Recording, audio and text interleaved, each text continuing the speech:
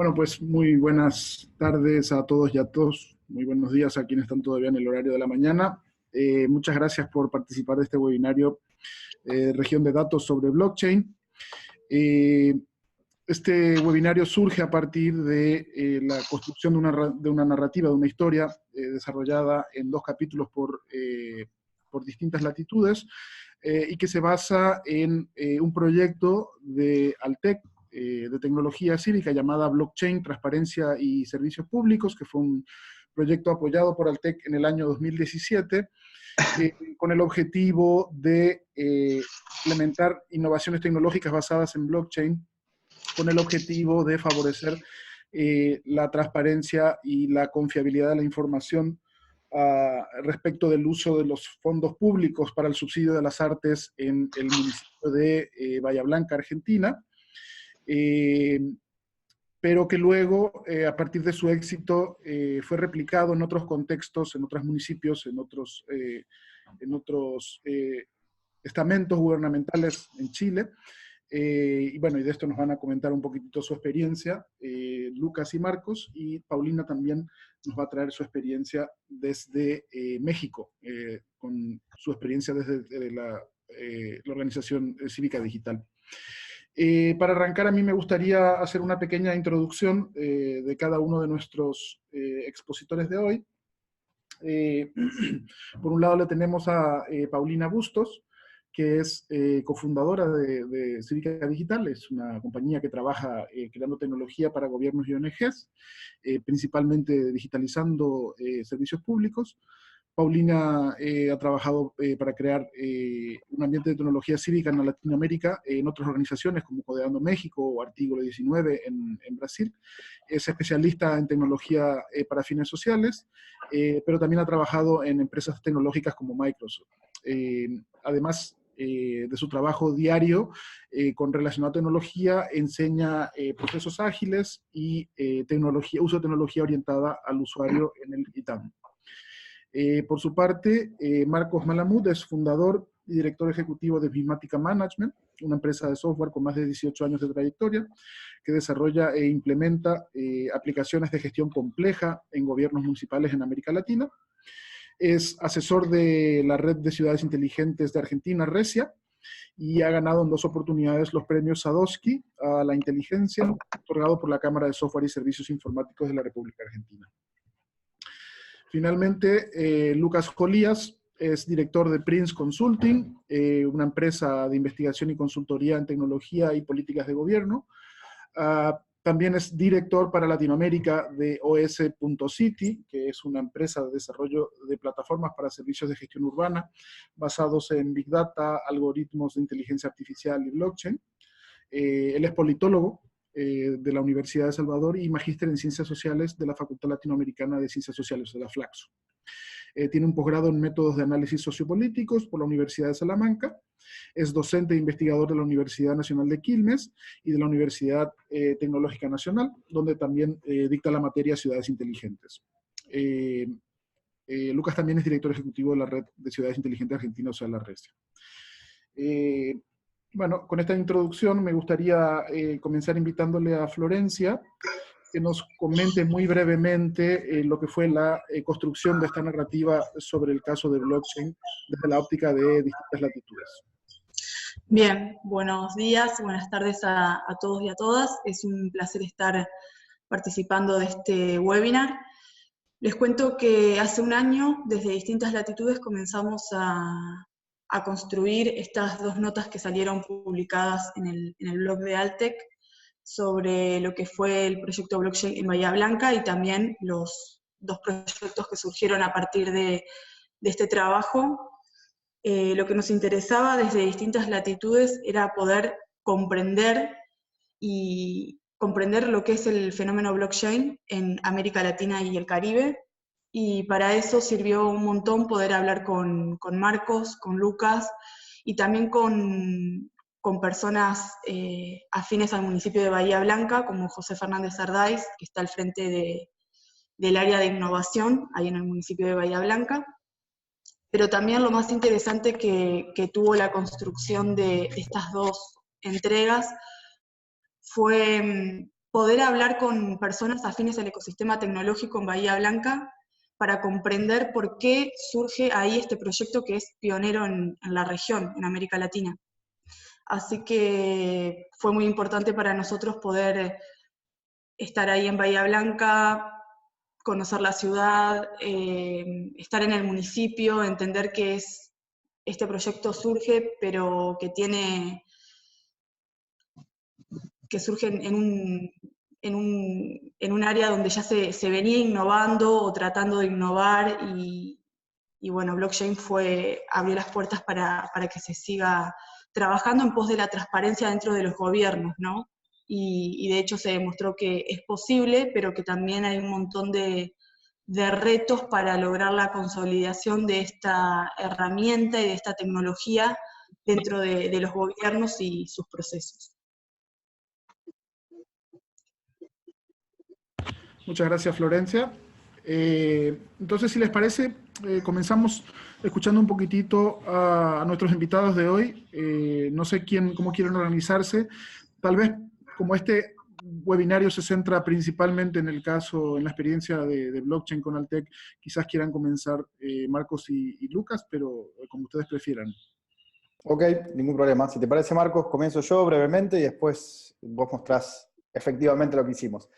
A ver, doy un poco de contexto, cómo surgió esta experiencia y por qué lo de blockchain. En realidad, la idea de todo esto surgió primero con el fellowship de la OEA en Gobierno Abierto, donde simplemente pensamos la idea y después, por esas cosas de la vida, conseguimos también el apoyo de Altec, ¿no? Propusimos esa idea en el fondo de Altec y efectivamente la llevamos a cabo junto con Marcos, gracias a todo el apoyo de Altec y de la Fundación Avina, ¿no? Entonces, ¿por qué elegimos esta tecnología? Principalmente porque era una tecnología muy nueva y el objetivo de hacer esta experiencia era ver justamente dónde está el valor de blockchain.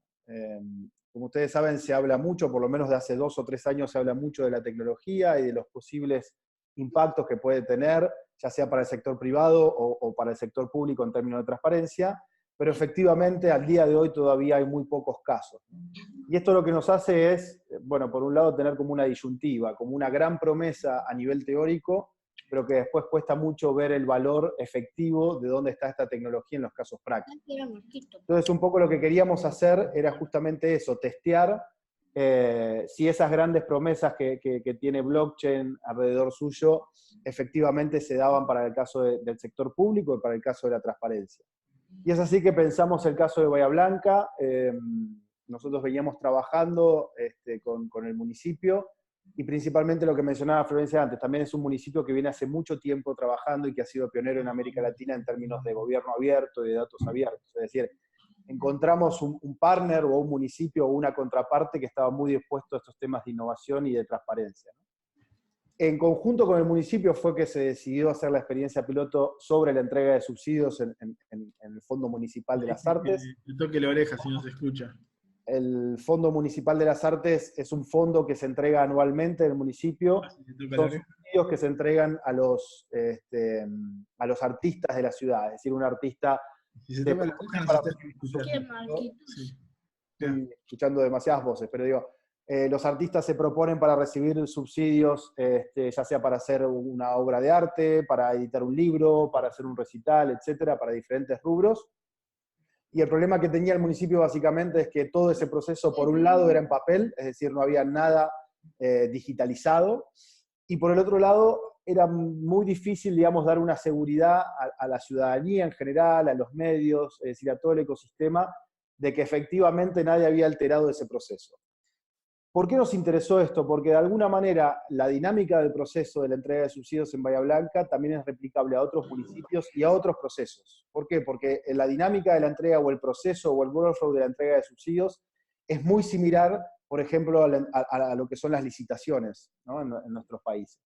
Entonces nos interesó mucho ver un caso, un producto mínimo viable sobre un caso muy pequeño, que quizás no era tan controversial, es decir, no había una gran controversia acerca de la entrega de subsidios. Y esto parece contrafáctico, porque están diciendo, bueno, están aplicando una tecnología para hacer cada vez más transparentes unos procesos, pero en realidad el proceso en sí no estaba demasiado cuestionado.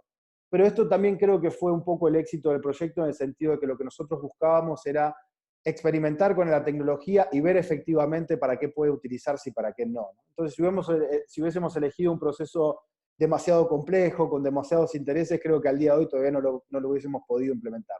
Entonces, como primer aprendizaje, lo que tuvimos es que muchas veces para hacer un producto mínimo viable, para hacer algo que verdaderamente funcione, quizás está bueno elegir algún proceso que no esté tildado de corrupción o de grandes sospechas, pero que sí nos permita avanzar rápidamente con el piloto. Y eso fue un poco lo que pasó en Bahía Blanca. En menos de 3 meses, desde que nos sentamos o tuvimos la primera conversación con el municipio, hasta que desarrollamos, en el caso de Marcos, la plataforma, y hasta que efectivamente se empezaron a entregar los subsidios, fue un periodo muy corto de tiempo. Entonces, eso nos permitió tener la primera experiencia a nivel local de América Latina de uso de blockchain, y nos permitió también conocer cuáles son las bondades de esta tecnología, o mejor dicho, dónde agrega valor o dónde hay otra tecnología que puede suplirla. A raíz de esa experiencia, como digo, quizás con toda la gente que hemos hablado después de la experiencia nos preguntan, ¿no? Pero ¿cuál fue el impacto social? El principal impacto fue en la digitalización y después en darle certeza de que nadie había modificado ninguno de esos pasos, ya sea al momento de presentar las propuestas para subsidios, o al momento de obtener los fondos, o al momento de rendir las cuentas, ¿no? Pero básicamente lo que nosotros buscábamos con esta primera experiencia era ver cómo utilizar esta tecnología. No tanto buscábamos qué impacto social. Lo que sí tuvimos es con una segunda experiencia que quizás Marco después se la va a contar, que tiene que ver con lo que es la Comisión Nacional de Energía de Chile. La Comisión Nacional de Energía de Chile también es un organismo pionero en términos de datos abiertos, fue uno de los primeros portales de datos abiertos de América Latina, y es muy reconocido también por su política de datos abiertos. ¿Qué es lo que buscaban ellos? Ellos básicamente no producen la información que generan, que publican en su portal, sino que ellos recolectan la información de distintos organismos y vendrían a ser como un intermediario, ¿no? Ellos se encargan de sistematizar esa información y de publicarla. Y la verdad que es información muy sensible en términos económicos, porque es información acerca del precio del petróleo, acerca de determinados commodities, etc. Y es información muy sensible para la inversión que recibe el país, ¿no? O para las inversiones en general que se hacen en el país. Porque es información que ayuda a tomar decisiones en el sector económico. Entonces, ellos lo que estaban buscando es cómo podemos dar un paso más y darle la certeza a todos aquellos que consumen información de nuestro portal de datos abiertos de que efectivamente nadie ha alterado esa información. Y esto es muy interesante porque hace pocos meses sucedió un caso bastante extraño, bueno, quizás no para los argentinos, pero sí para otros países, de una sospecha de manipulación acerca del índice de precios al consumidor en Chile, ¿no? Fue un escándalo nacional en el cual se sospechó de que el organismo que hace ese índice de precios al consumidor en una madrugada había alterado o modificado el índice de inflación, básicamente, que tiene el país. Digo que en Argentina no es no nos suena muy raro porque estamos acostumbrados a eso. Pero ¿qué es lo que quiero poner? Quiero poner en contraposición de cómo digamos, esta tecnología puede ayudar a dar confianza de que determinado proceso o determinada información no ha sido alterado.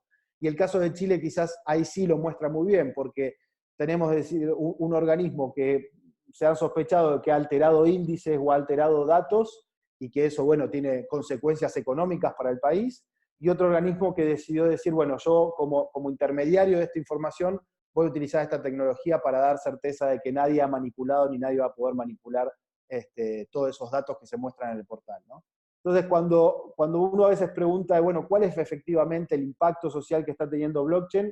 Yo digo que a veces el impacto social tarda mucho más que el avance de la tecnología, y eso se aprende haciendo experiencias, digamos. Eso no se va a aprender escribiendo un paper o leyendo las bondades que tiene blockchain, sino que lo vamos a aprender en la práctica, es decir, verdaderamente dónde puede tener un valor agregado para la transparencia o para dar mayor confianza a los organismos de gobierno. Entonces, un poco para finalizar y darle el pie a Marcos, creo que el aprendizaje que hemos tenido es es decir, vamos avanzando cada vez más quizás con experiencias más complejas, pero que sí ya empiezan a tener un impacto social en cuanto a elevar los niveles de transparencia o de confianza de nuestros gobiernos. Así que, dicho eso, quizás Marcos, estaría bueno que muestres en la práctica, digamos, cómo han sido estas experiencias. Perfecto, perfecto. Vamos a compartir la pantalla para que ustedes puedan verlo. Lo interesante es ver esto también, para salir un poco del marco teórico y de la muy buena explicación de Lucas, para ver esto plasmado. Los dos casos concretos, ¿me confirman ahí con alguna cabeza que están viendo bien? Supongo que sí. Uno de ellos, sí, perfecto. Uno de ellos tiene que ver con lo que se mencionó, que mencionó Florencia, que fue el proyecto financiado por Altec, que tiene que ver con el Fondo Municipal de las Artes. Ya Lucas un poco lo explicó. Y lo que tenemos acá es una interfaz que hicimos para que, y esto es parte también de la sensibilización y la usabilidad. Blockchain tiene cuestiones técnicas más complejas y más simples. Lo importante no es que la gente entienda blockchain como digamos, desarrollarlo, estoy hablando de la masa crítica, ¿no? Del usuario en general, sino más bien que entienda una forma de verlo y claramente pueda usarlo y ver como, por ejemplo, hizo el contraejemplo Lucas, y poder entrar a ver un resultado de un concurso o de una asignación de recursos públicos, o el caso de energía abierta. Muestro de energía abierta porque ha sido uno de los de mayor repercusión, y con el caso, y esto fue antes del contraejemplo, y el planteo que nos hacían siempre era, bueno, pero ¿qué utilidad tiene esto? Y bueno, ahora con el contraejemplo es muy interesante verlo, como mencionó Lucas. Este sistema lo que hace es levantar información que se publica a través de un portal de gobiernos abiertos. Eso se conecta a una interfaz que hemos desarrollado, en parte con nuestra empresa y con el apoyo de Lucas también. Y esta interfaz tiene diferentes indicadores económicos, indicadores de uso de energía, y cada uno de esos indicadores uno lo puede navegar. Hay buscadores, hay filtros, etcétera, y el interesado puede asegurarse. De hecho la interfaz de búsqueda de datos existe, pero si uno quiere asegurarse la trazabilidad de esta información, porque tiene que hacer, como dijo Lucas, una inversión, ya sea local o extranjera, puede verificar que esos datos no se han sido adulterados y que la información histórica, ¿sí?, de ese indicador, en este caso tiene que ver con un costo no soy muy técnico, pero un costo de kilowatt que se paga. Bueno, esto trae información, y esta información lo que hicimos en el proceso de certificar, nosotros lo llamamos certificado de confianza, que es lo que se está mostrando, se genera, para ser un poquito más técnico, para que ustedes vean qué es lo que se hizo, se le dice a la blockchain, en este caso el proyecto está basado en la red pública de Ethereum, ¿sí? Es la segunda red más importante después de Bitcoin. ¿Por qué usamos esta red? Bueno, porque justamente es pública. Ahí después, digamos, si hace falta, vamos a explicar un poquito las redes públicas, las redes permisionadas si hace falta. Pero bueno, la importancia de la red pública tiene que ver con la transparencia y con que cualquiera puede entrar a ver esto. Pero bueno, para que antes que cualquiera entre a verlo sin tener ningún tipo de conocimiento técnico, lo que creamos es esta interfaz. Bueno, esta interfaz muestra los datos que se van a guardar en lo que se llama en el bloque de blockchain, ¿sí? Estos son datos, que en este caso son datos humanamente legibles, que es parte de la transparencia de esto. Los datos se pueden guardar de manera humana, se pueden mandar de manera con un hash, que es una secuencia de caracteres, que ya ahí que tiene que ver con una compresión que se realiza o encriptación, etc. Bueno, a partir de eso, lo que le mostramos a la siguiente fase es dónde está esa información dentro de la red pública. Y eso genera un timestamp, digamos.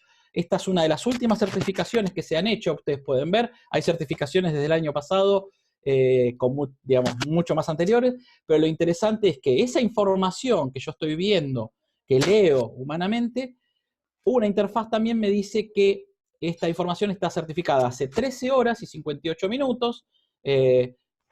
Hay un tema también de información respecto a la hora que se realizó, y la dirección. Esto es muy importante, esta es la dirección, que también es un hash en definitiva, dónde está esa información dentro de esa red.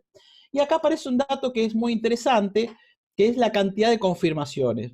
Para no hacerlo muy largo la explicación, porque no era el sentido de esto, sino que era el proyecto, blockchain lo que hace es unir diferentes bloques, uno atrás del otro. A veces con Lucas hicimos un gráfico de un tren, después hicimos el gráfico de una rueda, pero en definitiva es una cadena, ¿sí? Una cadena de bloques con información adentro, que además está encriptada, y lo que nos dice acá, muy importante, es cuánta cantidad de bloques se van uniendo atrás del que nosotros generamos, en este caso, hace 13 horas y 58 minutos. En este caso, 3.753.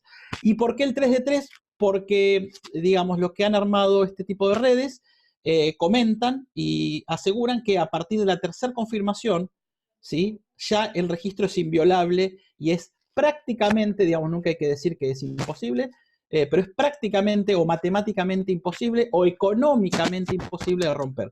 ¿Esto qué significa? Que se ha distribuido, es parte de esta red pública y la importancia del blockchain, se ha distribuido ese bloque con esa información encriptada y guardada en miles de computadoras, y con el paso de las horas, o de los días, o de los meses, la distribución es mayor. Nosotros tenemos registros que ya llevan como 3 o 4 millones de confirmaciones. En realidad esto lo que viene a llevar es tranquilidad, como en el contraejemplo que decíamos, ¿no? Si yo tengo una duda respecto a un dato de inflación, un dato de energía, acá pueden ver que hay factores de emisión, de distribución de potencia, un montón de factores que tienen que ver con este área específica, que es el Ministerio de Energía de Chile. Entonces, toda esa información yo puedo estar muy tranquilo. Nosotros decimos que es un estilo de escribano digital, ¿no? Un notariado digital que me asegura que la información que estoy viendo es la correcta. Y además, nosotros desarrollamos ya, para los escépticos, como digo, una conexión directa a lo que se llama exploradores de blockchain, porque lo que ustedes estaban viendo antes, en realidad es una interfaz que desarrolla un programador, una empresa. Pero esto en realidad está público. Entonces, entregamos en este desarrollo, y ya con esto voy cerrando, todos los mecanismos. Esto usa un hash público, que es el SHA-256, que lo pueden buscar en cualquier lado. Nosotros lo tenemos en un link para que lo puedan encontrar más rápido. Y con unos pequeños conocimientos informáticos, ustedes pueden recrear esta información y llegar a nosotros usamos una marca en general, que es el que proporciona uno de los más conocidos, pero hay un montón de navegadores donde uno puede entrar a la red, en este caso de Ethereum o de Bitcoin, y encontrar este bloque a través de la dirección y ver el contenido del mismo, ¿sí? Acá vamos a abrirlo, y acá aparece el contenido del mismo. En este caso en particular, como nosotros estábamos certificando datos de mucho volumen, hay tablas que son muy grandes en valores, porque eran valores acumulados, históricos, lo que hace nuestro sistema es que esa información que estábamos viendo en la interfaz anterior, esta información, vamos a abrir otra cualquiera, ¿sí? Acá, bueno, por ejemplo, acá hay una tabla bastante grande que es todos los precios de combustible históricos que se han acumulado en Chile. Entonces esta información, ahí está, ahí tarda unos segunditos, y trae esta mega tabla gigantesca, y esta información nosotros la convertimos en un hash y la guardamos. ¿Cuál es el punto? Que ese hash, al usar un algoritmo de encriptación público, ustedes lo pueden reproducir. Y al reproducir el hash, ustedes pueden comparar que el resultado de un hash público respecto a una serie de datos es exactamente igual a la contenida adentro del bloque. Y eso termina de cerrar el círculo de confianza, como decimos nosotros. ¿Para qué?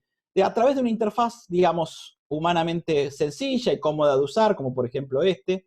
Que es lo que habíamos visto antes, donde yo puedo ver la información, porque al humano que lee, que va a invertir, necesita ver estos precios que están acá, estos precios en dólares, pero después puede asegurar que esa información no ha sido modificada en el tiempo. Eso un poco ha sido los proyectos respecto a lo que hemos hecho. Hay otras iniciativas que hemos realizado, tanto como grupo de trabajo, como empresas, tanto Citi como Mismática, pero bueno, ya con esto creo que es importante para que lo hayan visto. Hasta acá, Alberto, ¿estamos bien? Estamos perfecto, querido. Muchas gracias. Después vienen las preguntas. Cerramos. Exacto. Y seguimos. Exacto. Muchas gracias, Marcos. Muchas gracias, Lucas. Paulina, ¿nos quieres comentar un poquito tu experiencia, por favor? Sí, pues, mira, nosotros, o bueno, yo realmente en los últimos años, me refiero tal vez en los últimos 2 años, he escuchado muchísimo sobre el uso de blockchain, ¿no? Es algo que se escucha como una promesa muy grande de algo que va a ayudar mucho, y como decía Lucas, hay muy pocos ejemplos de cosas que realmente han funcionado. Entonces me da mucho gusto ver el proyecto que se desarrolló. Creo que los elementos de éxito que comentaba Lucas son súper importantes, o sea, darse cuenta que lo que hicieron en Argentina, pues a pesar de que no haya sido tal vez el proceso más complejo, sino más bien algo sencillo que tiene pocas dudas, es lo que ayuda a poder hacer un prototipo que realmente se puede terminar. Porque muchas veces lo que pasa cuando trabajas con gobierno, y seguramente Lucas y Marcos podrán decir, no podrán dejarme mentir, es que muchas veces los proyectos no se acaban. Entonces, te preguntan cuál es el impacto, que es lo que decían, y pues no hay nada de impacto porque ni siquiera lo terminamos. A veces solamente el hecho de haber terminado y haber pasado por ese proceso con servidores públicos, y haber pasado por ese proceso con parte de la ciudadanía, es todo lo que podemos usar para luego hacer proyectos más grandes. Entonces, creo que este proyecto en particular es súper interesante revisarlo, revisar cuáles son esos factores que ayudaron a que se pudiera terminar y a que tuviera algo de impacto, y después de eso ya revisar por qué blockchain es una buena solución, ¿no? Creo que muchas veces a blockchain en particular, porque es un proceso complejo de entender, es difícil de entender cuáles son sus usos. Entonces, a mí me gusta mucho cómo lo explicó ahorita Marcos, lo que hicieron, las interfaces que hicieron para que, como decías tú, que yo de hecho uso también mucho esa frase de ponerlo en lenguaje humano y que cualquier humano entendería lo que está pasando, porque bueno, para los técnicos podemos entender lo que sea, ¿no? Pero pues al final de cuentas los que lo necesitan hacer son los humanos. Entonces, a mí algo que me gustaría escuchar es cómo fue su proceso con los servidores públicos, porque a veces solamente como hacer una página web o hacer algo muy sencillo, y creo que Argentina y México tampoco son tan distintos en ese tema, es súper difícil explicar temas técnicos, ¿no? Entonces, ¿cómo introdujeron ese tema con la gente de Bahía o con hasta la gente de Chile? Y cómo qué analogías o qué tipo de conceptos usaron para que les pudieran entender. El primer acercamiento comúnmente viene por el hype, ¿no? Quiero hacer algo con blockchain porque salen los diarios y porque parece muy novedoso, pero en realidad no sé qué quiero hacer, digamos. No sé qué piensa Marcos, pero para mí es el primer acercamiento que todos estos años hemos tenido con el servidor público, ¿no? De decir, es una tecnología muy nueva y que promete un montón de cosas, no sé bien en dónde aplicarla, no sé bien ni cómo funciona, pero quiero hacer algo con blockchain. Y en realidad uno podía criticar esta postura de un poco de hype, ¿no? Pero para mí es algo bueno en el sentido de que por lo menos acerca a los servidores públicos a querer innovar, no saber bien qué, no saber bien cómo, pero por lo menos acerca al servidor público a decir, hay algo ahí que me interesaría utilizar, ¿no? Y después sí viene un proceso de aprendizaje. El caso el caso de Bahía Blanca y más el caso de Chile, nuestra labor, más allá de desarrollar la plataforma, fue también de aprendizaje con ellos. Y eso fue muy claro en los dos casos. En Bahía Blanca ellos se vieron también muy interesados, es decir, queremos hacer la experiencia, pero principalmente porque queremos conocer qué es esto de blockchain. Y en el caso de Chile más, te diría, en el caso de Chile hasta hemos tenido incontables reuniones explicando qué es blockchain, cómo funciona, qué es Ethereum, cómo es el proceso técnico, etcétera, etcétera. Entonces, lo que me pareció muy interesante es que después de ese momento de decir, bueno, solamente quiero salir en los diarios con blockchain, sí hubo un momento de aprendizaje o de acompañar al servidor público en ese aprendizaje de la tecnología para que puede. Y en realidad fue un aprendizaje mutuo, ¿no? Porque quizás nosotros podríamos conocer más la teoría, pero nos faltaba conocer más los procesos de gobierno. Entonces creo que fue un aprendizaje de los dos lados, claramente en las dos experiencias. Obviamente que estos temas se tratan más allá de que siempre hay que tener un sponsor político, es decir, lo de Bahía Blanca no hubiese avanzado si el intendente no hubiese dicho, sí, vamos para adelante, pero claramente luego el intendente no estuvo involucrado en todo ese proceso de aprendizaje porque no es su rol, ¿no? Pero sí los secretarios de modernización o la gente del departamento técnico sí claramente estuvo involucrado en eso. Entonces me parece que para cualquier prototipo que hagamos necesitamos el apoyo político, pero después necesitamos el compromiso de quienes efectivamente implementan este proyecto, ¿no? Así que me pareció muy interesante eso, que siempre fue un acercamiento por la novedad de la tecnología, pero que después hubo un aprendizaje mutuo de los dos lados, tanto de nosotros como del servidor público. Y para cerrar eso un poco, el proceso, como cualquier otro sistema, en definitiva, que tiene que ver con alguna mejora, y en este caso en particular con la transparencia, el proceso de implementación requiere de dos partes. Esto me gustaría transmitirlo a todos los que están escuchando. Cualquier, digamos, más allá de que está bueno, como dice Lucas, que algún alcalde quiera hacer la nota o la conferencia de prensa o la gacetilla, pero después que ese alcalde también designe un equipo de implementación, porque no alcanza, esto es una pareja, digamos, tiene que haber un desarrollador o una empresa o el mismo organismo con personal, pero también tiene que haber el usuario, que esto es lo que estoy usando, en este caso la contraparte, también tiene que implementar, porque si no, como comentaba Paulina, los proyectos no salen de la noticia del diario, y eso uno lo puede ver, uno que está en el tema y sigue las noticias, donde vos ves lanzamientos y decís, uy, mira qué idea interesante, y después de 6 meses buscás el link y ni siquiera existe, porque obviamente no hubo dos partes, ¿no? Especialmente con gobierno, ¿sí? Especialmente con gobierno. Sí, eso es súper clave. Nosotros también cuando trabajamos, uno de los factores de éxito más importantes es como tener ese buy-in político que comentan, de ya sea alguien que está dentro de una secretaría o los jefes arriba que son más como figuras políticas que digan que sí lo quieren hacer, pero luego cuando no asignan un equipo operativo, el proyecto se va a caer, ¿no? Y cuando sí lo asignan, creo que es cuando puedes ver que vamos a ir avanzando. Y algo que también me llamó mucho la atención de lo que comentaba de lo que comentaba Lucas, es que tú decías, bueno, a lo mejor no había muchas dudas sobre este proceso, ¿no? Y eso permitió que ustedes pudieran avanzar, que acá en México también no es como que no hubiera sucedido de esa manera, ¿no? Entonces, eso también creo que es súper importante anotarlo, porque, por ejemplo, aquí en México el año pasado tuvimos elecciones, ¿sí? Se siente como que fue mucho más atrás, pero no fue el año pasado. Tuvimos elecciones y se habló mucho de blockchain, o sea, se habló como que blockchain nos va a ayudar a que las elecciones van a ser muchísimo más limpias, y 2 o 3 organizaciones salieron diciendo que lo iban a utilizar, pero no pasó nada. O sea, es uno de los procesos más importantes de todo el país, si no es que el más importante, que tratar de hacer algo con blockchain en ese momento hubiera sido pues súper inviable, y terminó siendo así, ¿no? Paulina, un comentario, incluso, y eso para hilvanar un poco la idea nuestra de por qué se eligió Bahía Blanca en su momento y que después se fue escalando en mayores complejidades, plantear la solución de blockchain, más allá de, sé que cuando uno lo plantea para elecciones, nace una grieta, como se dice acá en Argentina, a favor y en contra, tiene que ver también con la escala. Hay un consultor muy importante chileno que habla de más proyectos delfines y menos proyectos ballena. Entonces, si vamos a aplicar blockchain, lo cual me parece bien, de hecho nosotros lo hacemos, esa organización que lo propone o el Estado que acepta hacerlo, ya sea por hype o por no, tiene que buscar un proyecto menor. Entonces, ¿cómo vas a certificar algo tan importante para la democracia latinoamericana, en este caso mundial, un proceso eleccionario con una tecnología que no probaste en proyectos, por ejemplo, para hacer un certificado de una habilitación comercial o un registro básico de comercio o de, digamos, de alcohol o de cualquier cuestión? Entonces, creo que por ahí pasa un poco, y este apoyo, por ejemplo, de Altec en particular ha sido muy interesante, buscar organizaciones que hagan proyectos reales,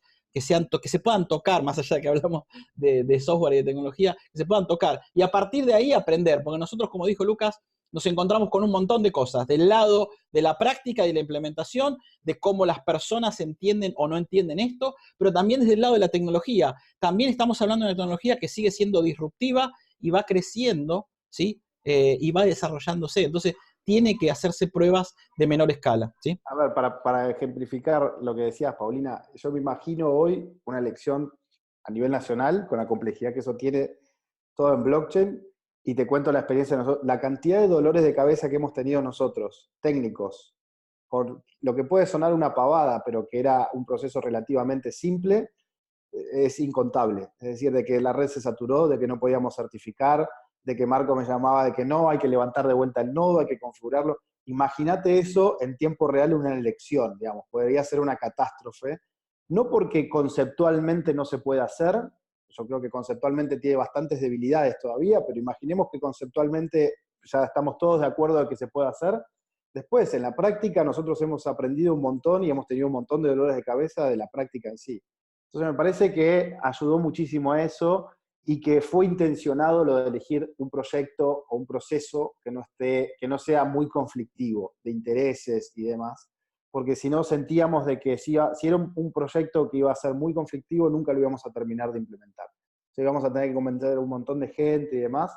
Entonces me parece que es un contrafáctico, ¿no? De decir, bueno, estás utilizando una tecnología que promete estos impactos, pero en realidad tu primera experiencia fue sobre un proceso que no estaba tan manchado de dudas. Entonces, pero creo que ese fue un gran aprendizaje. Sí, por eso también creo que en la tecnología cívica se ha movido mucho a hacer cosas locales, o sea, ya sea con municipios o con estados, y no irse tanto a cosas federales, sobre todo en países tan grandes como los nuestros, ¿no? O sea, 120 millones de personas en México. No, no sé cuántos son en Argentina, pero es demasiadas personas como para tratar de hacer algo. Creo que Florencia tiene una pregunta y luego también hay otra aquí en el chat.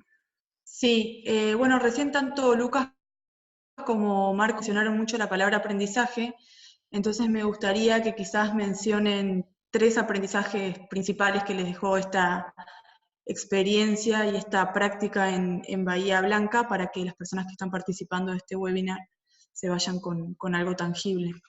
No sé si te digo dos, capaz que después se me ocurre algún otro. El primero, para mí, el más importante fue dejemos de hablar de blockchain, en el sentido de que, y eso está relacionado con el segundo aprendizaje, que es la necesidad de mejorar la experiencia del usuario, ¿no? ¿Qué quiero decir con dejar de hablar de blockchain?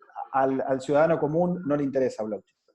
Puede ser el primer acercamiento a un funcionario, pero al ciudadano común no le interesa ni qué es un hash, ni qué es el problema de los generales bizantinos, ni nada de esas cosas técnicas. Lo único que le interesa son los beneficios que eso me pueda dar. Ejemplo pavo de esto, de eso, cuando ingreso a una página me fijo que esté el candadito arriba, ¿no? El candadito verde, y que eso me dé seguridad. Ahora, yo no tengo ni idea qué significa ese candadito verde desde el punto de vista técnico. Bueno, con blockchain un poco así, ¿no? Es decir, cómo podemos avanzar para darle mayor seguridad de que determinado proceso de información no ha sido alterado del ciudadano, pero sin caer en los tecnicismos de blockchain. Ese me parece el primer aprendizaje, y está muy relacionado con el segundo, que es desesperadamente tenemos que mejorar la experiencia del usuario con esta tecnología. No hablo solamente de lo que nosotros hacemos, sino en general todas las experiencias que he visto de blockchain son extremadamente complejas de la experiencia del usuario. Eso puede ser una barrera muy fuerte para la adopción masiva de la tecnología. Sí, y tampoco, digamos, y acá estoy de acuerdo, pero voy a agregar una arista, digamos, a lo que decís, Luca. Tampoco creo que debemos pretender que esto sea para todo el público en general. Vos mencionabas, y tu socio Alejandro Prince, que le mandamos un saludo, que también parte de este proyecto, los infomediarios, es decir, hay ciertos desarrollos, por ejemplo, en particular el de energía abierta, ¿sí? O el del Fondo Municipal de las Artes, que es para un segmento específico, ¿sí? Entonces, esos intermediarios o ese segmento específico es el que tiene que entender las bondades de tener esto. Pero no necesariamente necesitamos que esto sea masivo. De hecho, la cuestión de transparencia, ¿sí? Tiene que ver con que no se tenga que usar. Nosotros decimos, el mejor servicio es el que no se nota, ¿no? Entonces, si yo tengo una manera de estar seguro, eso aumenta lo que justamente se viene planteando en las notas, como lo dijo Florencia, la baja o la mala percepción que tenemos respecto a las transparencias en diferentes áreas de nuestros gobiernos. Entonces, si implementamos esto y lo llevamos a la práctica y le damos una herramienta, como dice el hijo, usable, fácil, para que el infomediario que necesita hacer un chequeo de información y ver que esa información no fue alterada, la tenga disponible. La idea en realidad, y a veces me preguntan por el tráfico de los portales, tiene que ver con que baje el tráfico. Si cuanto menos gente necesite esto es porque confía en una entidad que está, por ejemplo, transparentando. Y también es un camino de ida, un poco lo decíamos, ¿no? Porque la organización que se abre a esto está un poco diciéndole al mundo, yo me hago cargo de lo que te digo, porque además me pongo algo adelante tecnológico que me va a impedir adulterarlo, ¿sí? Desde el punto de vista de datos y de procesos. Buenísimo, muchas gracias Marcos, Lucas. Florencia, ¿vos tenías otras preguntas? Sí, también estaría bueno si podemos ahondar en dónde específicamente agrega valor esta tecnología, que también fue algo que mencionó precisamente Lucas, en estos procesos, ¿dónde agregaría valor esta tecnología específicamente? Para mí hay como diferentes etapas. Hoy lo que estamos viendo más en el sector público de tecnología cívica es utilizar blockchain como un notariado. Como decía Marcos antes, como un escribano digital, ¿no? Como un notario digital.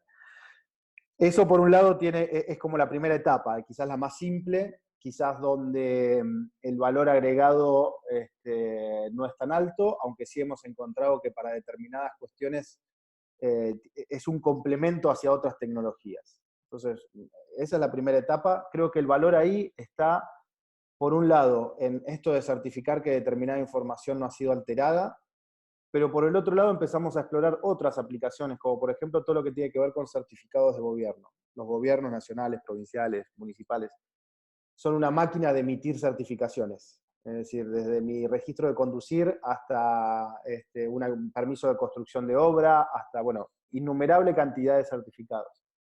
¿Cuál es el valor agregado ahí?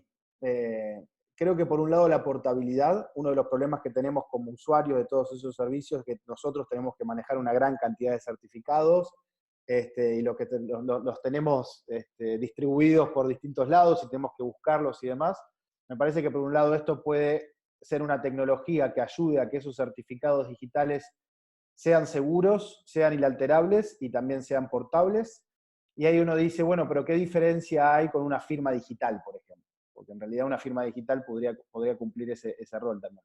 Me parece que hay dos grandes diferencias. La primera es que la firma digital no te deja certeza de la existencia de ese documento. Es decir, cuando yo firmo un documento digitalmente, yo estoy asegurando que esa información no ha sido alterada, pero en realidad no estoy dando prueba de existencia de ese documento. Si yo elimino ese PDF, se eliminó la firma, ¿no? Con blockchain creo que ahí hay un valor agregado. Y por el otro lado es que la firma, digamos, uno firma el documento, la información. Hoy ya estamos trabajando en certificar los JSON de esa información. Es decir, avanzamos un poco más de simplemente certificar un PDF. Todos los que estamos en este mundo somos enemigos de los PDF. Entonces blockchain también tiene un valor agregado sobre eso. Entonces ahí ya vemos alguna otra aplicación que no es simplemente certificar un dato abierto o un proceso, sino todo lo que tiene que ver con certificados de gobierno. La segunda etapa, que todavía es más exploratoria, tiene que ver con todo lo que son los smart contracts. Y ahí me parece que para el tema de licitaciones, de compras públicas, etcétera, puede haber un valor agregado todavía a explorar. Ya empiezan a haber algunas soluciones para licitaciones o compras públicas que lo que te hace es automatizar gran parte del proceso y por lo tanto evitar corrupción. Pero bueno, todavía son, como decíamos, experiencias muy aisladas, pero creo que hay un camino para explorar, ¿no? Y agrego una cuarta, un poco ya sería más lejana, ¿no? La combinación de todas estas nos han planteado en algunos casos algunos gobiernos como para sondear la idea, todavía está muy verde esto, y no podemos negar las criptomonedas. Es decir, blockchain nació como una criptomoneda, nosotros en la charla de hoy lo basamos más que nada en otro lado, y la combinación de todos esos factores, como por ejemplo para pseudomonedas, para incentivos, para tarjetas de beneficios, donde hay organizaciones públicas, municipios específicos, donde nos han consultado por esta idea, que nos parece muy interesante. También tiene mucha mayor complejidad, porque estamos hablando de crear una pseudomoneda para intercambiar bienes o servicios, en este caso, con un municipio, tanto de reciclaje contra impuestos, como beneficios, digamos, por ser buen pagador de impuestos. Y esto también es un camino interesante porque, si bien es muy complejo, porque estamos hablando ya de moneda y de moneda que tiene que ser convertible y diferentes cuestiones, me parece que a largo plazo es un camino de convergencia interesante con lo que dice Lucas. Entonces imagínense, y ahora lo voy a decir con un ejemplo, imagínense nosotros como empresa proveedora del Estado poder tener un servicio de licitaciones donde se compulse, gane la mejor oferta económica o técnica, y que esa oferta se ejecute en orden de compra automatizada bajo un smart contract y se ejecute un pago en tiempo y forma a través de un smart contract, y yo ese pago, por ejemplo, sea en algún tipo de criptomoneda, que yo lo pueda usar para pagar mis propios impuestos, pero también para consumir o pagar sueldo. Entonces, creo que, como ese ejemplo que doy en particular, para mí sería un camino a largo plazo ideal de implementación de esta tecnología. ¿Cuánto va a pasar y si va a suceder? Bueno, eso es parte de la futurología, ¿no? Buenísimo. Gracias, Marcos. Lucas, Florencia, ¿tenés otra consultita? Sí, ya la última, y para que respondan ambos, ¿cuáles son los principales desafíos para lograr la consolidación de blockchain, teniendo en cuenta esto, ¿no? Los aprendizajes, dónde agrega valor esta tecnología. Arranca vos, Marcos. Bueno, desafíos, sí. A ver, hagamos un FODA, digamos, como me enseñaron en la universidad. No, un poco lo vinimos diciendo, ¿no? Entonces por ahí voy a ser un poco reiterativo, pero más que nada para cerrar las ideas. El desafío tiene, para mí, dos partes fundamentales. El tecnológico y el humano, como dijo Paulina, ¿sí? El de sensibilización. Las dos cosas tienen que ir y crecer, y todavía las dos necesitan todavía un avance más, como diríamos, está en pañales esto, a pesar de que ya la tecnología se la puede nombrar uno le puede nombrar a su abuela o a su madre o a su padre y algo han escuchado y eso habla bien de, bueno, el hype ha llegado y por lo menos hay una idea. Entonces, del lado de la sensibilización hay un camino todavía que recorrer, hay que entender, no como dijo Lucas perfectamente, no hay que entender cómo funciona blockchain, sino entender el beneficio de tenerlo, ¿sí? Y desde el lado, y eso en todos los ámbitos, ¿no? Tanto un usuario común, que tenga que ver un registro de propiedad para comprarle a otra persona un auto, por ejemplo, y pueda estar directamente haciéndolo con una portabilidad de su celular, con mucha confianza en que el dueño del auto es quien dice ser, y eso por un lado. Y por el lado de la tecnología también tengo que reconocer que estamos metidos en esto y lo seguimos haciendo porque seguimos desarrollando proyectos que están en producción, ha habido grandes avances. Claramente la tecnología está recibiendo incentivos, no estoy hablando de la parte de la criptomoneda, sino hablo de la parte de infraestructura. Lo que comentaba Lucas, la experiencia cuando empezamos con esto era casi traumática. ¿Por qué? Porque lógicamente era una tecnología recién lanzada, tenía fallas, se detenía, había mucho mantenimiento, y hoy por hoy se ha logrado, porque uno piensa, esto no fue hace el pasado, estamos hablando que el proyecto inició en 2017, fin del 2017, y hoy estamos en mediados del 2019, y ha habido un cambio en performance, por ejemplo, que es una de las grandes críticas que recibió esta tecnología al principio. No, pero es muy lento, porque si yo uso una tarjeta tradicional para decir una marca, hace miles por segundo. Bueno, hoy la red está mucho más dinámica y le falta. Incluso hay una nueva actualización que supone un cambio trascendental en esto, y creo que, como todo en la tecnología, va a encontrar su punto de equilibrio. Creo que ahí debemos estar atentos a la otra parte, ¿no? Como para contestarte, Flor. Creo que son esos los dos desafíos que nos encontramos por delante. Sí, me parece digamos, que los desafíos no escapan a cualquier otro proyecto de tecnología cívica. A mí me gustaría escuchar a Paulina, digamos, que tiene mucha más experiencia en esto, pero, o sea, los desafíos no son de blockchain pasaría lo mismo si queremos hacer un proyecto con cualquier otra tecnología, ¿no? Y en mayor o menor medida, todas las tecnologías tienen este aire de salvadora, ¿no? Cuando uno ve proyectos de inteligencia artificial, dice, bueno, acá está el santo grial, ¿no? Que nos va a dar todas las soluciones a los problemas de gobierno. Pero me parece que el gran desafío está en cómo trabajamos estas tecnologías en el contexto de una administración pública de América Latina, ¿no? Entonces, creo que si las tecnologías no son acompañadas por cambios organizacionales, institucionales y demás, el impacto va a ser mucho más limitado. ¿Qué quiero decir? Para poner un ejemplo muy simple histórico, la revolución industrial o el gran salto de la tecnología a la revolución industrial se dio con cambios organizacionales. Es decir, no podríamos hablar de la tecnología de la revolución industrial sin el impacto que tuvo el Fordismo o cómo se adecuaron esas organizaciones. Entonces me parece que el gran desafío está en eso, en decir, estamos frente a un abanico de las grandes tecnologías de la cuarta revolución industrial que están cambiando un montón de cosas. ¿Qué hacen las organizaciones públicas desde el punto de vista de los incentivos de las organizaciones, de los valores, etcétera, para adecuarse a ese nuevo contexto? Y eso ya es una discusión mucho más amplia y mucho más difícil. No sé qué pensás, Paulina. Sí, no, yo creo que en general la tecnología aplicada a gobierno como ha estado muy atrasada, o sea, todavía si tú vas a oficinas de gobierno a veces ni tienen buen internet. Entonces, o sea, la explicación empieza desde por qué siquiera usar tecnología te ayuda.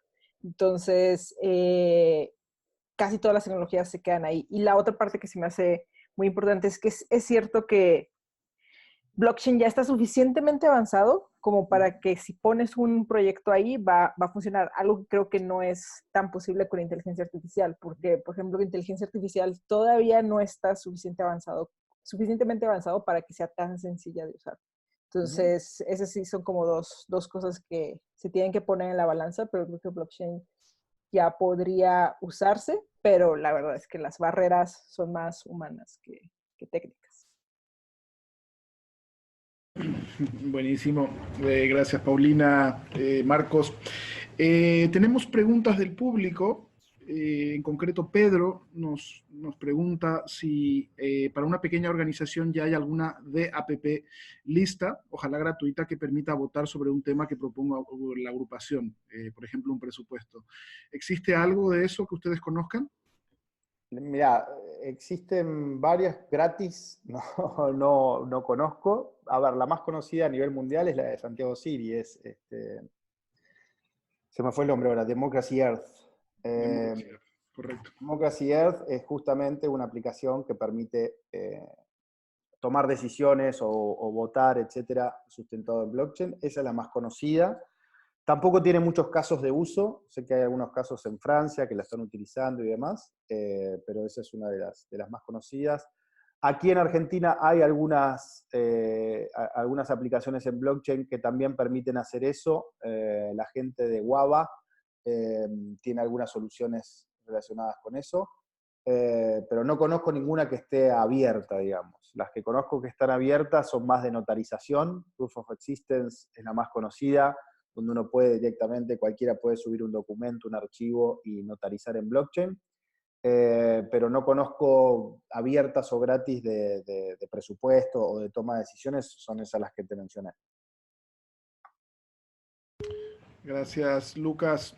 Hay una pregunta de Gloria que creo que ya respondió Marcos, pero igual la abrimos a los tres, que dice que en la experiencia de los tres, ¿cuál es el mayor reto de desarrollar conocimientos o habilidades técnicas dentro del gobierno?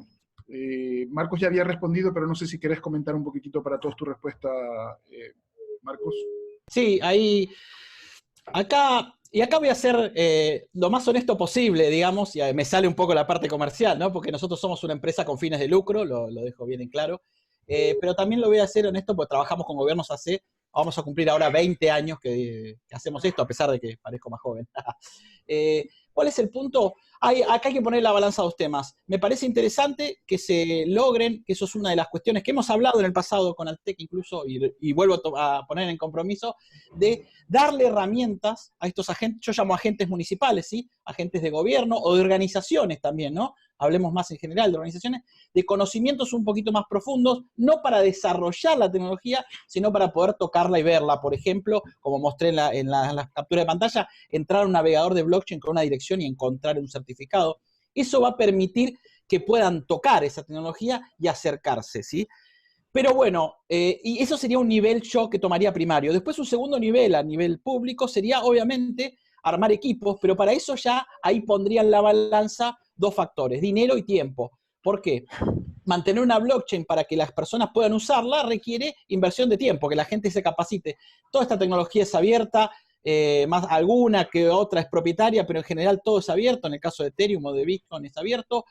Una persona puede hoy por YouTube aprender a programarlo en el lenguaje Solidity, que es el que usamos nosotros para Ethereum.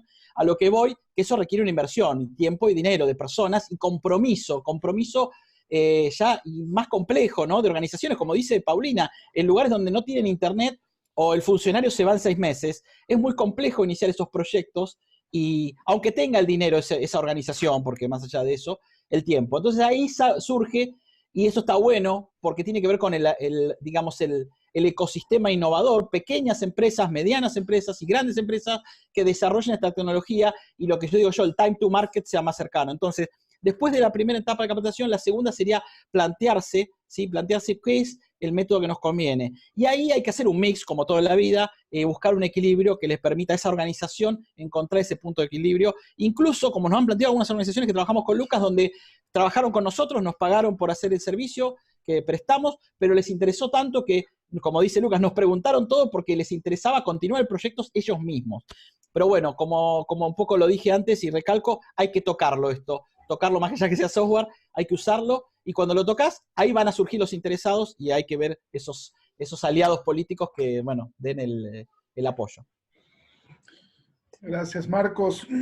Y yo diría, Alberto, si puedo sí, adelante, Paulina, claro. agregar algo rápido. Yo diría que si a mí me preguntan cuál es el mayor reto de habilidades tecnológicas con gobierno, es para mí, más allá de la tecnología que se va a usar o más allá de cosas que comenta Marcos como que los gobiernos no duran tanto tiempo, que no tienen presupuesto tal, yo diría que es aquí en México, que es con los gobiernos con los que yo he trabajado, es la cultura jerárquica del gobierno. O sea, el servidor público aquí en México tiene muy poca autonomía para tomar decisiones. Entonces, por lo tanto, como hacer proyectos en esas estructuras jerárquicas es muy complicado porque las personas que sí pueden tomar decisiones son las que están como muy alto en una jerarquía política, entonces no tienen el tiempo para tomar las decisiones de manera correcta, y los servidores públicos, que son los con los que estás trabajando,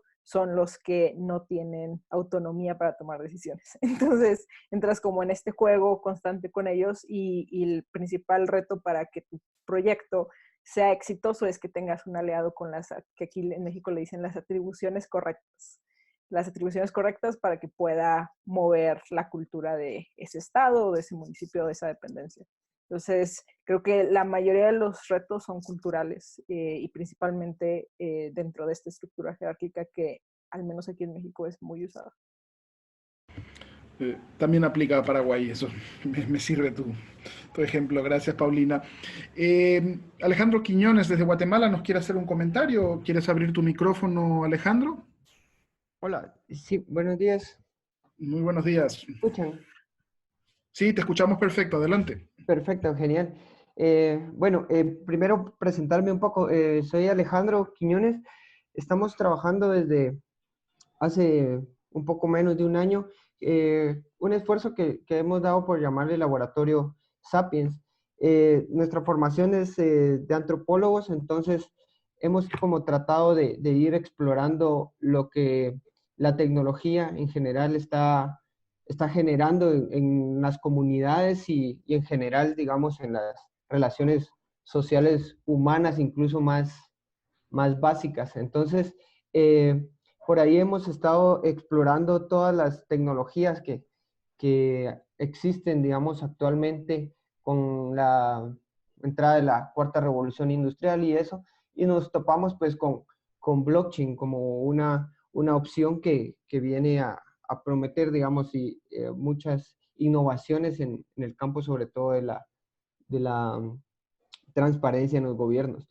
Yo, digamos, quisiera enfocar mi comentario en torno a que cuando, digamos, vemos el desarrollo de blockchain a nivel latinoamericano, aún, digamos, podemos ver las diferencias en el avance, digamos, sobre todo en adopción en los gobiernos y esto.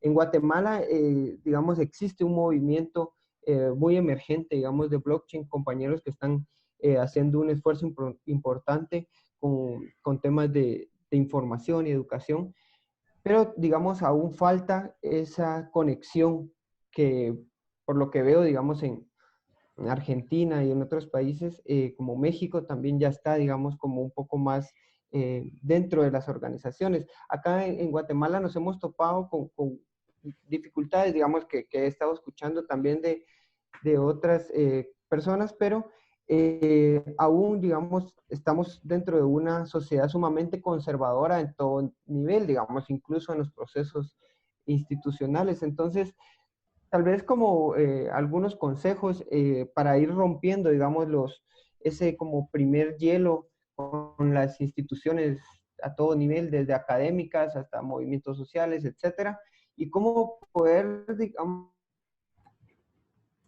en primer lugar, hacer entender, y yo creo que Paulina mencionaba algo en ese sentido de cómo hacerle entender a personas de que la tecnología es importante, no digamos implementación de blockchain.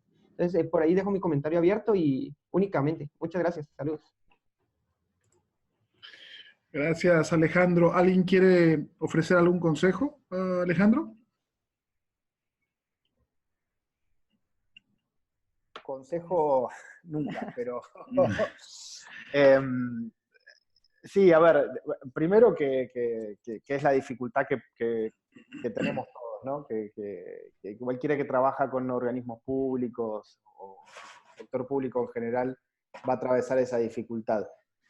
Pero después me parece que la solución también está en empezar a encontrar, digamos, esas personas, esas áreas que están mucho más, por decirlo, abiertos a la innovación, ¿no? Uno a veces se frustra y es muy fácil frustrarse cuando trabaja con estas tecnologías o en general el tema de transparencia o de laboratorios de gobierno y demás, justamente porque no encuentro un interlocutor válido. Entonces me parece que es fundamental hacer una buena búsqueda dentro de qué gobiernos hay interlocutores válidos, ¿no? Interlocutores que que le puedan agregar valor también a lo que uno hace, ¿no? Y que no esté rebotando siempre contra la pared. Buenísimo. Muchas gracias, Lucas. A mí me gustaría llevar un paso más adelante esa consulta de Alejandro, pensando en aquellos países como Argentina, como Chile, que han dado el salto, pero que aparentemente es un salto de pulga, muy chiquitito y siempre en términos de prueba piloto, ¿no? Es como que hacemos prueba piloto aquí, prueba piloto allá. Y yo personalmente no conozco experiencias donde diga, ok, hemos hecho una experiencia en la cual hemos implementado a nivel oficial y se está utilizando hasta hoy en día blockchain para un determinado proceso de notariado, lo que sea. ¿Existen ejemplos? Y si no existen ejemplos, ¿qué es lo que nos está faltando para pasar de esa etapa de prueba piloto a la etapa de implementación? La pregunta Sí, es para ahí, cualquiera que quiera yo responderla. empiezo a contestar si quieres. Hay ejemplos para mencionar. Voy a hablar de los ejemplos, por ejemplo, de los que hemos llevado a cabo. El caso particular de energía abierta es un proyecto oficial que incluso continúa hoy en día después de los diferentes periodos. Ha cambiado el gobierno entre el inicio del proyecto y el proyecto sigue, así que eso es importante mencionarlo. Y también tenemos otros proyectos que están en fase piloto y siguen ahí esperando encontrar ese, como dice Lucas, ese interlocutor que además, como dijo Paulina, que tenga poder de decisión. Porque a veces pasa esto, y para contestarle también al señor de Guatemala que les preguntó Alejandro, es no solamente encontrar el interlocutor válido, sino que el interlocutor válido que además tenga por lo menos contacto con alguien que tome decisiones, porque las dos cosas, como dijo Paulina, si no, no alcanzan. Porque nos hemos encontrado con Lucas gente muy interesada, pero claro, de niveles administrativos donde no puede tomar decisiones y tampoco tiene un jefe que entienda lo que le está diciendo, entonces, ¡pum!, ahí termina. Hay casos también que tienen que ver con certificaciones de declaraciones juradas. Hay gobiernos como el argentino, ya para no hablar de proyectos nuestros, que hacen su boletín oficial. El boletín oficial, para el que no lo conoce, es el documento público del Estado Nacional, donde se publican las leyes, los decretos y todas las normas. Bueno, ese documento también está con otra tecnología, certificado en blockchain, usan Bitcoin en este caso como red, y esos son dos casos en particulares. Lucas conoce más en el extranjero que puede mencionar. Sí, hay una tendencia a generar las propias blockchains. No sé si es algo bueno o no, pero es una tendencia a que cada país está generando sus propias blockchains, ¿no? Acá en Argentina está la Blockchain Federal Argentina. Todavía no hay muchas aplicaciones corriendo sobre esa red, pero estoy bastante involucrado y hay un montón de proyectos, por lo menos en fase de idea. Y ahí, si eso avanza como parece ser, ahí vamos a tener proyectos de gran magnitud o ya escalados, ¿no? No van a ser prototipos. Después el BID está impulsando algo que se llama LACchain para todos los países que forman parte del banco. Entonces, me parece que la primera tendencia era, bueno, utilicemos las redes públicas porque son las que ya están validadas y son las que ya tienen una infraestructura. Hoy la tendencia está porque cada país o agrupación o lo que sea está generando su propia blockchain. Después vamos a tener un problema de interoperabilidad de blockchains. Entonces, si cada país va a generar la propia suya, después vamos a tener un problema de cómo interactúan cada una de esas blockchains. Entonces, yo creo que para encontrar proyectos de gran magnitud no va a faltar mucho tiempo. Creo que ya estamos pasando esa etapa de pilotos y ya estamos viendo que empiezan a surgir algunos proyectos de mayor magnitud. En Europa ya hay varios municipios que tienen plataformas en blockchain para hacer licitaciones, entonces, y eso me parece que es un proyecto de gran magnitud, es decir, que un gobierno ya haga licitaciones en blockchain me parece súper importante. Entonces no creo que falte mucho. Son las curvas naturales de la adopción de una tecnología por parte de los organismos públicos. Entonces pasamos ya de esa etapa de hype, de humo o de como quieran llamarla, y ahora está cayendo quizás un poco toda esa efervescencia, pero sí empezamos a ver algunos proyectos que van a tener mayor magnitud, ¿no? Pero me parece que sí hay una tendencia a este corrimiento, si se quiere, a las blockchain permisionadas. Eso es algo que estoy viendo cada vez más. Excelente, qué maravilla entonces que estemos a punto ya de dar el salto. Tenemos una consulta de Alejandro que pregunta si hay algún servicio de almacenamiento en la nube que utilice blockchain, que ustedes sepan. Sí, yo contesto en particular. Hay una empresa muy conocida que es Amazon, la parte que se llama AWS, es decir, SAWS, que tiene, ahora les voy a poner los links, que ellos entregan una blockchain basada en Ethereum para que ustedes puedan desarrollar. Ahí está, dije, se me mezcló la W, quise decir W, como dicen en otros países.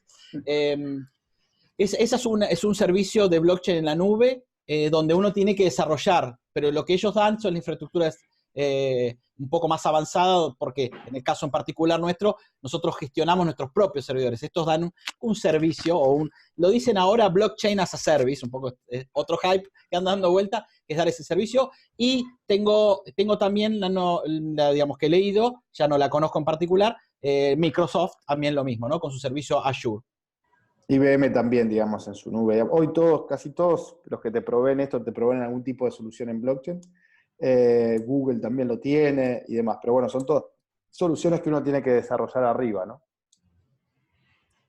Ok, gracias, queridos. Yo tengo una última pregunta porque sé que estamos ya fuera de horario.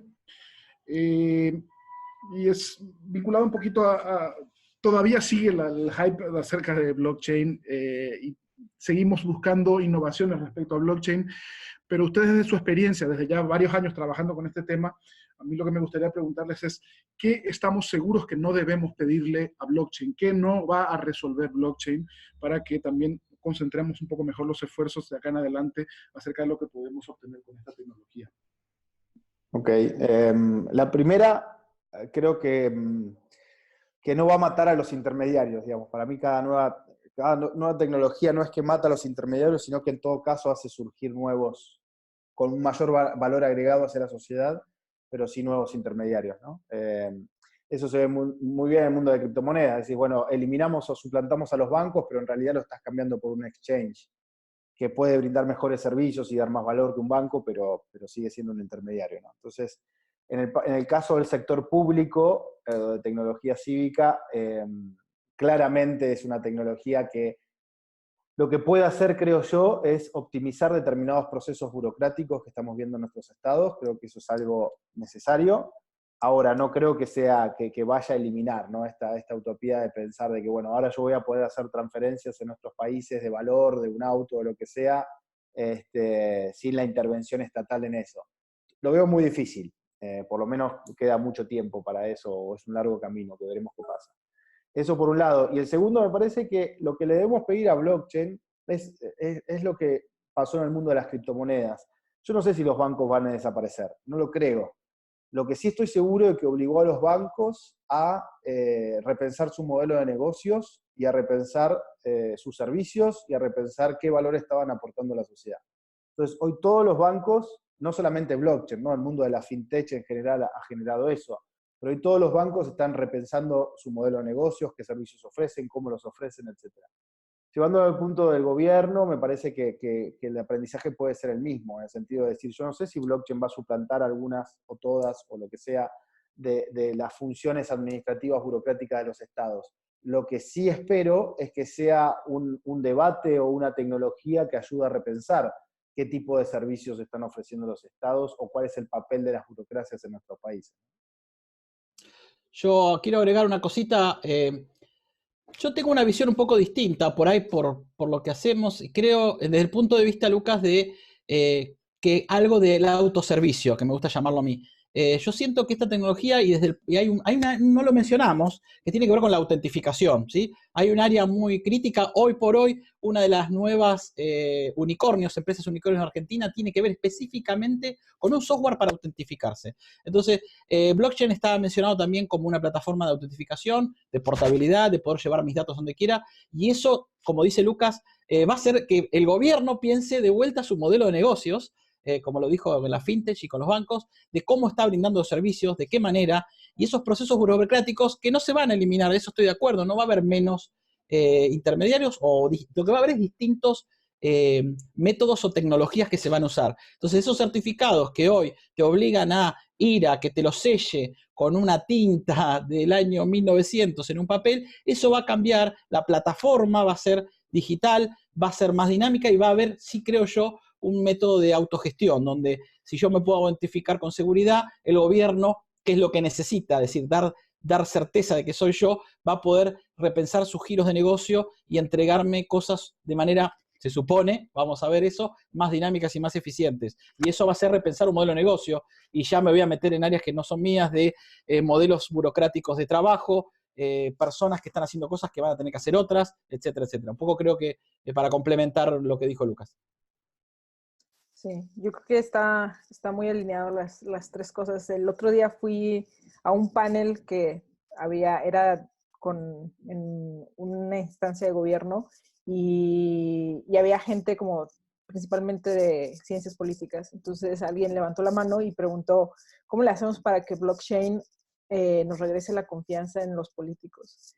Y creo que justo ahí está la respuesta de lo que preguntas, Alberto. O sea, ¿qué no le tenemos que pedir a blockchain? Es que no nos regrese. O sea, blockchain como tecnología ni como cualquier otra cosa, o sea, no nos va a regresar ni confianza, ni va a salvar nuestra democracia, ni va a ser como ninguna de esas cosas que como humanos todavía ni siquiera podemos hacer, ¿no? Entonces, creo que pedirle que haga bien su proceso y que después a nosotros nos toca toda esa capita del proceso en adelante es lo que sí podemos pedirle a cualquier tecnología y a blockchain en particular, que blockchain se habla mucho desde el punto de vista de la confianza, ¿no? De que es una tecnología que nos ayuda a entender o a sentir que un proceso sí está bien hecho. Excelente, muchas gracias Paulina, Marcos, Lucas. Queridos, estamos ya con 13 minutos sobre la hora, entonces a menos que alguien tenga una pregunta súper urgente y súper importante que no pueda dejar pasar, creo que es un buen momento para ir cerrando. No veo a nadie lanzando preguntas ni levantando manos. Florencia, adelante, Flor. No, solo recordarles un pedido que me hizo Jordi de Distintas Latitudes. Si podemos sacarnos una foto antes de terminar la sesión para que quede registro de este encuentro. Le estaba por dar la palabra a Jordi, que lo veo ahí justamente porque sabía que él quería su foto, así que por supuesto que sí. Jordi, somos tuyos. Guíanos, por favor. Fantástico, Alberto. Nuevamente agradecer la participación conjunta de Altec, Avina y Distintas Latitudes. La verdad es que hemos estado muy contentos de investigar, tratar de entender cómo se desarrolla el ecosistema de tecnología cívica en América Latina.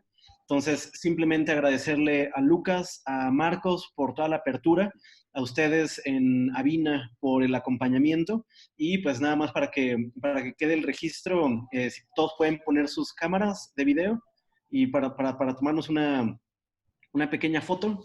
Ahí veo a Gloria Guerrero, Gilberto, Arturo, Alexander Plata, Carlos, Morita también está por ahí. Multiselfie.